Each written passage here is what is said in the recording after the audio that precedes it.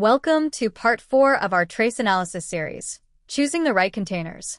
In trace analysis, the containers you use are just as important as your instruments. The wrong container can contaminate your sample or cause your analyte to degrade. Let's talk about materials. Glass, especially borosilicate, is common but can leach elements like sodium or boron. It also reacts with strong acids like HF. Porcelain and quartz have their own limitations.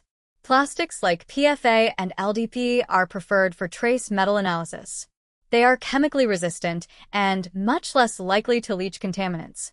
PFA can even be used for hot acid digestion up to 250 degrees Celsius.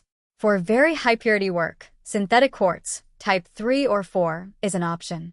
But for everyday trace analysis, acid-washed plastic containers offer the best mix of purity, safety, and cost-effectiveness. Also, consider container cleaning. Acid leaching with dilute HNO₃ is a must for removing manufacturing residues.